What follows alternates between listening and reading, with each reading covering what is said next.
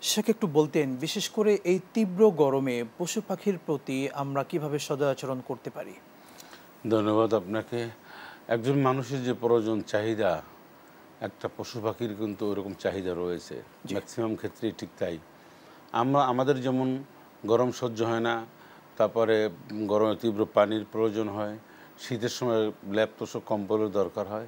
একটা পশু পাখিরও কিন্তু অনেকটা ঠিক তাই, এবং সেইভাবেই তাকে যত্ন এবং তাদের প্রতি দয়া করার নির্দেশনা হাদিস শরীফে রয়েছে। এই তীব্র গরমে যারা বিভিন্ন বাহন ইউজ করেন, ঘোড়ার, গরুর, বিভিন্ন সময় বিভিন্ন জায়গায় বিভিন্ন দেশের বিভিন্ন অঞ্চলে কিন্তু গরু দিয়ে অনেক সময় বিভিন্ন হাল চাষ না, শুধুমাত্র অনেক কাজ করান। বাজার ঘাটের থেকে শুরু করে অনেক কিছু হয়। ঘোড়ার এরকম রয়েছে যারা মানুষজনকে আনন্দ দেয়, অথবা মানুষজনকে বিভিন্ন জায়গায় এক জায়গা থেকে আরেক জায়গায় ইয়া করা হয়। এগুলি সব এই তীব্র রৌদ্রে এগুলি বন্ধ করা উচিত, বন্ধ রাখা উচিত।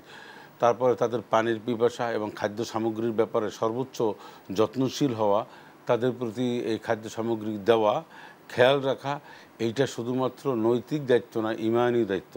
জি। ইমানি দায়িত্ব থেকে একজন মুসলমান কখনোই এড়িয়ে চলতে পারে না।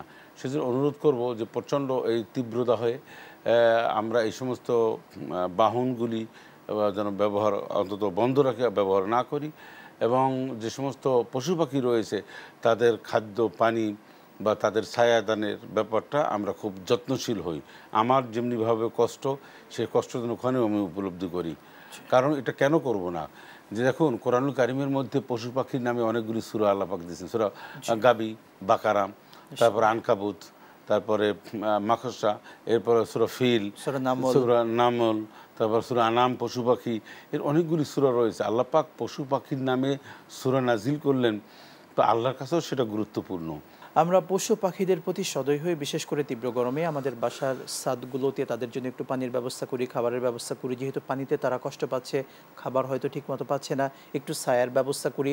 বিশেষ করে আমরা আমাদের প্রত্যেক যারা আমাদের বাসা বাড়িতে যে পশু পাখিগুলো আছে তাদের জন্য এই ব্যবস্থাগুলো করব। আল্লাহ তাআলা আমাদের প্রত্যেককে সে তৌফিক দান করুন। আমিন। বিদায় নিচ্ছি। আসসালামু আলাইকুম ওয়া রাহমাতুল্লাহি ওয়া বারাকাতুহু।